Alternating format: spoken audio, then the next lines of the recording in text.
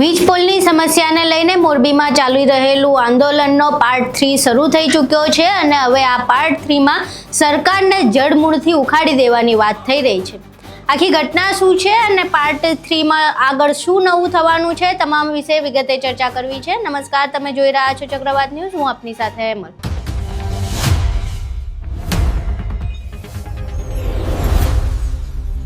ગુજરાતમાં વીજ પોલની સમસ્યાને લઈને છેલ્લા ઘણા સમયથી વિરોધ ચાલી રહ્યો છે। આ વિરોધ છેલ્લા મહિનાઓથી ચાલી રહ્યો છે। એમાં ગાંધીનગર સુધી રેલીથી લઈને આમરણાના ઉપવાસ સુધી તમામ પ્રયાસો કરી દેવામાં આવ્યા, પરંતુ સરકાર ટસની મસ થવા તૈયાર નથી। 2 ગણું વળતરનું સરકાર દ્વારા પરિપત્ર બહાર પાડવામાં આવ્યો છે, પરંતુ એ પરિપત્રમાં પણ ખેડૂતો સાથે છેતરપિંડી થઈ હોય એવું ખેડૂતોને લાગી રહ્યું છે, એટલે એને પણ ખેડૂતો સ્વીકાર કરવા તૈયાર નથી અને હવે પાર્ટ 3 આંદોલનનો શરૂ કર્યું છે। આંદોલનના પાર્ટ 3 માં ખેડૂતોનું સ્પષ્ટપણે એવું કહેવું છે કે હવે સીધી જ રીતે ભાજપનો બહિષ્કાર કરવામાં આવે છે। 2027ની ચૂંટણી પહેલા જો કોઈ નિર્ણય લેવામાં નહીં આવે તો 27માં ભાજપના કોઈ નેતાઓએ અહીંયા મત માંગવા આવવું નહીં, અને આ ફક્ત મોરબી પૂરતી નહીં પરંતુ જામનગરમાં પણ આ જ પ્રકારની ઘટના સામે આવી છે। 70થી વધુ ગામડાઓમાં આવા બેનર લાગી ગયા છે। જ્યારે અમે ઘટના સ્થળે પહોંચ્યા, આંજણા ગામમાં ગ્રામસભા હતી અને એ દરમિયાન આ ખેડૂત આંદોલનના પાર્ટ 3 વિશે વાત થઈ રહી હતી, ત્યારે અમારા સંવાદદાતા પેચરભાઈએ મોરબીના આંજણા ગામે જે ગ્રામસભા હતી ત્યાં પહોંચ્યા હતા। ત્યાં ખેડૂત આંદોલનના જે આગેવાનો છે તેમની સાથે વાત કરી અને તેમનું સ્પષ્ટપણે એવું કહેવું છે કે હવે જો આ માંગ સ્વીકારવામાં નહીં આવે તો હવે અમારો છેલ્લો હેતુ સરકારને જડમૂળથી ઉખાડી દેવાનો છે, અને ત્યારબાદ જો આંદોલનને રાષ્ટ્રવ્યાપી બનાવવું પડે તો હરિયાણાના ખેડૂતો સાથે મળીને આને રાષ્ટ્રવ્યાપી પણ બનાવીશું। અહીં સાંભળીએ એ આગેવાનો અને ખેડૂતો આ સમગ્ર મામલે શું કહી રહ્યા છે। તમારું નામ જણાવો અને આંધણા ગામમાં જે ગ્રામ સભા યોજવામાં આવી શું કહેશો? મારું નામ ગોકળભાઈ ભરવાડ।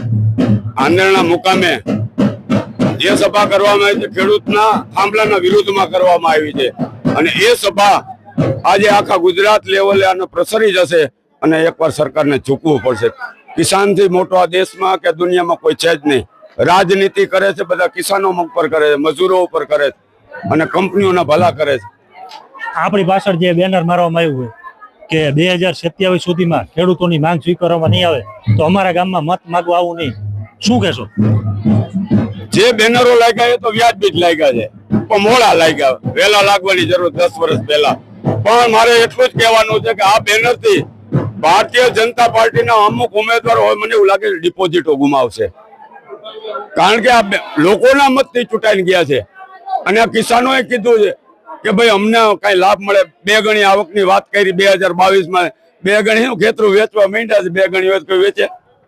ખેતરું વેચે તો ખેતરું વેચવા જ્યાં થાંભલા આવે છે તો કોઈ વેપારી નથી લેતું। કિસાનની 1 વીઘો જમીન, હું તો એમ કહું છું કે એનું વળતર નહીં, જેમ અદાણી પોર્ટ ઉપર જેમ ભાડું લે છે ટેક્સીનું કલાકે 120 રૂપિયા, એમ આ થાંભલાનું ભાડું હોવું જોઈએ અને દર 5 વર્ષે એ રિવિઝન કરી અને પાછું ભાડું વધારતું રહેવું જોઈએ। આવી માંગણી હોવી જોઈએ એમ, અને તો જ ખેડૂતોને ન્યાય મળશે અને તો જ ખેડૂતોને સંતોષ થશે કે ભાઈ અમારી જમીન અમે ભાડે આપી છે, વેચાતી નથી આપી। આ જેતપર ખાતે ગ્રામ સભા યોજવામાં આવી શું કહેશો? આંધણા ગામે ગામના લોકોએ આજે સભાનું આયોજન કરેલું હતું અને અમને આમંત્રણ આપેલું, એટલે અમે જેતપર ગામ અને આજુબાજુના પણ ઘણા ગામના ભાઈઓ બહેનો માતા દીકરીઓ તમામ આવેલા હતા। આ ખેડૂતોની એક એકતા છે અને નારી શક્તિઓ અઢળક આવે છે અને આ નારી શક્તિની એક તાકાત છે। આજે જે પાછળ જે એક બેનર મારવામાં આવ્યું છે કે 2027ની વિધાનસભાની ચૂંટણીમાં જો અમારી માંગ સ્વીકારવામાં નહીં આવે તો અમારા ગામમાં મત માંગવા આવું નહીં, આવા બેનર કેટલા ગામમાં લાગ્યા? આવા તો અઢળક, મારા ખ્યાલ મુજબ 70 કરતા પણ વધુ ગામમાં અત્યારે મોરબી જિલ્લા અને જામનગર જિલ્લામાં પણ લાગી ગયા છે। અને હરવે દરેક ગામના લોકો પોતાના ગામમાં સ્વયંભૂ લગાડે અને અમને સોશિયલ મીડિયામાં આપે છે, એટલે અમે ન્યૂઝમાં એમાં દેતા હોય છે। એટલે એક્ઝેક્ટ આંકડો તો નથી કે 70 કરતા વધુ ગામમાં અત્યાર સુધીમાં લાગી ગયા છે આ બેનો।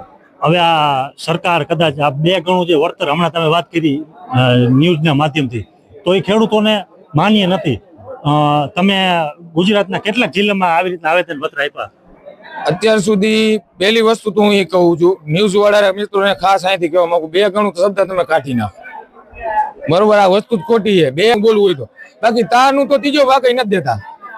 અને આવા રીતે આવેદન પત્ર અમે મોરબી જિલ્લામાં, સુરનગર જિલ્લામાં, જામનગર જિલ્લામાં, બરોબર, એ રીતે 3 જિલ્લામાં તથા દઈ દીધા છે. અને અત્યારે અમારો પ્રવાસ જુનાગઢ, અમરેલી બધા જિલ્લામાં ચાલુ છે. કદાચ સરકાર દ્વારા આ માંગ તમારી સ્વીકારવામાં નહીં આવે તો આગામી રણનીતિ શું હોય? આગામી રણનીતિ અત્યારે એક જ છે. અમારો રોડ મેપ 18,000 ગામડામાં, દરેક ગામડામાં જવાનું છે. ખેડૂતોનું સંગઠન બનાવવાનું છે બિન રાજકીય રીતે. અને જ્યારે જો સરકાર નહીં માને તો આ સરકાર જડિયા મુલતવી જશે. 27 પહેલા અમારી માંગ પૂરી કરી દે, એમાં ખેડૂતોની ભલાઈ છે ને સરકારની ભલાઈ છે, નકર પછી સરકાર એનું પરિણામ ભોગવશે. આવતીકાલે રાષ્ટ્રીય નેતા રાકેશ ટિકેતજી આવવાના, શું કહેશો? એટલે અમારી છાવણીમાં પણ આયોજકોને ફોન આવેલા છે. અમારી છાવણીની મુલાકાત માટે આવવાના છે 6 વાગે. અમારી છાવણીમાં બિન રાજકીય છે, અહીંયા પધારે છે અને દરેક લોકો આવી શકે બિન રાજકીય પદ વગરના. તો એ આવે છે, આવી રહ્યા છે. રાષ્ટ્રીય નેતા આવે તો શું આ આંદોલનને રાષ્ટ્રીય વેગ મળશે? તમામ ચર્ચા વિચારણા થશે. રાષ્ટ્રીય નેતા આવે છે 11 તારીખે પણ અમારો મહારાષ્ટ્રના રાષ્ટ્રીય નેતા આવવાના છે, રઘુનાથ દાદા પાટીલ સાહેબ. તમામ રણનીતિની ચર્ચા થશે, બરોબર. ખેડૂત હિતમાં નહીં આવે તો પછી આનું આગળ, કેમ કે આ પ્રશ્ન ગુજરાતમાં છે, અત્યારે હરિયાણામાં પણ ચાલુ છે, સેમ ટુ સેમ. એટલે બીજા રાજ્યોમાં પછી જે રાજસ્થાનમાં પણ સાંસદમાં મુદ્દો એના સાંસદે ઉઠાવેલો છે. એટલે બીજા રાજ્યોમાં પણ આ પ્રશ્ન ચાલુ છે, ટ્રાન્સમિશન લાઈન. એવું નથી ખાલી ગુજરાત પૂરતો છે.